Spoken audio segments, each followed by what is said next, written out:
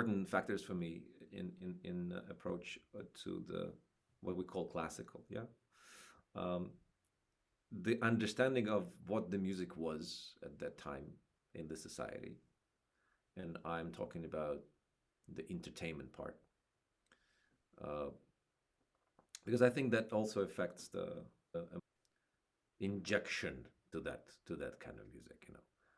When we look at the best example of this probably is if you look at Mozart Piano Concerti, where you have out of all those vast amount of music, you have only two concertos which are in minor key, and I think that that sort of tells you why is that. You just ask. You have to ask the question why, and just purely because of the aesthetics of how much can you express openly, what's appropriate, what's not. You know, how much the exposure of vulnerability, the drama, how much does it correspond with entertainment idea of music, which Haydn been living in with all his life, and then Beethoven comes, and what he does, he puts everything upside down right away, right away. He writes first three sonatas in four movement structure. Who does that before? The classical music for many becomes this kind of artificial form, which we have to sort of imitate harpsichord, or maybe not much pedal, or maybe we have to play everything absolutely flat and emotional, and kind of being very, very kind of precise with all these slurs and accents and some people come and go completely in just one emotional direction and making everything sound like late Brahms or something, or Rachmaninoff. And it's about the balance. When I teach classical music, I always say, okay, you have to understand the instrument that the music been written for. Yes, we can talk about this. Beethoven heard this bigger, better instrument, and he's been obsessed with excelling instrument, the piano. But okay, that's fine. And yet, he composed for what he had, and Schubert composed for what he had, and Mozart composed for what he had. So there is this idea of things that we take for granted. For example, legato. Yeah, the phenomenon of legato. And someone famous said that legato is an illusion. How do you possibly make legato on the piano, where the hammer hits the string? It's not possible. We talk about piano as the one of the best musical creations in the world, one of the best instruments. But I'm sorry, but piano and percussions cannot sustain, the only ones who cannot sustain the sound. What is so wonderful about this instrument if we cannot make crescendo on the sustained note that any other instrument is capable of?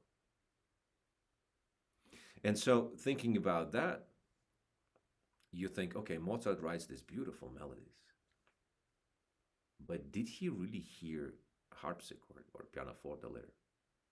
What inspired his ears to create this melody? And then you talk about opera, and then you talk about the symphony, then you talk about the voice, and so forth, so forth. Uh, I think to make it more clear, I take my approach on classical music from the sense of perspective of other genres and other forms affecting the piano music, not the other way around.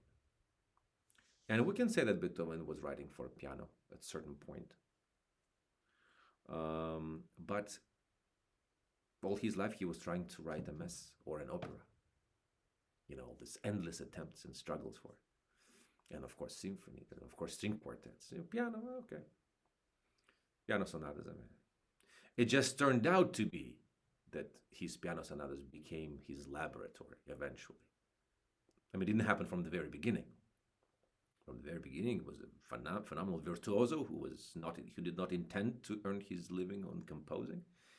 I think understanding the instrument is very important. Understanding where is it coming from, and another I think important thing is the aesthetics of the time.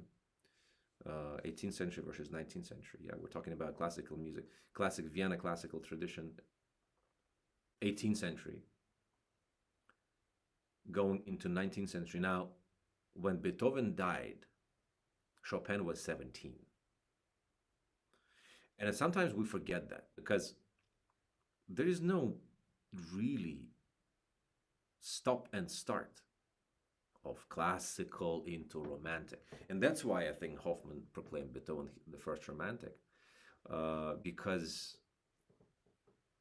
that's where things started changing so much. I think he saw in Beethoven as a reflection of something that had been already described in poetry, in literature, and in novels, and all these great German romantic tradition writers like Novalis and Schlegel brothers and Ludwig Tieck and Hoffmann himself, and writing about this romantic utopia and happiness in the hut, and and so forth.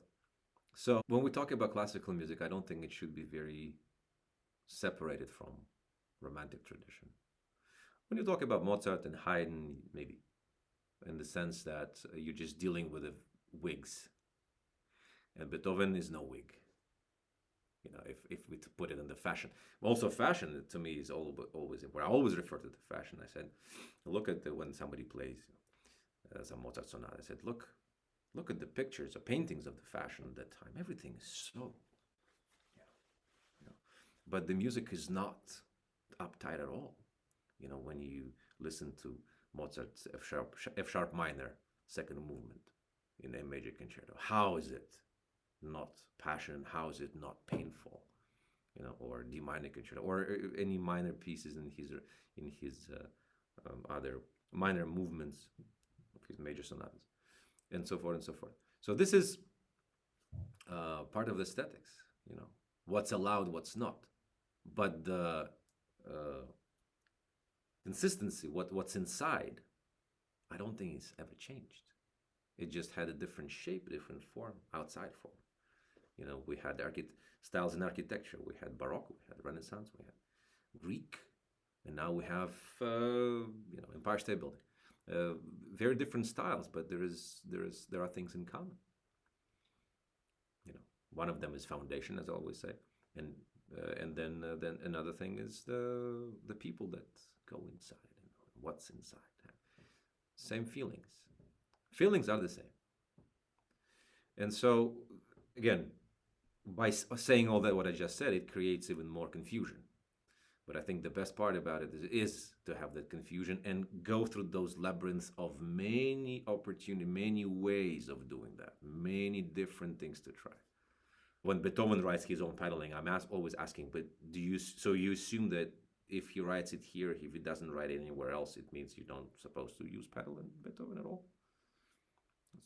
Have you heard anybody doing that? And so forth and so forth. And that's where the instrumental part comes in. We have to sing. The first instrument was the voice, and I think everything is related to it. Every shape of the phrase is in imitation of the singing, of the connection of the voice.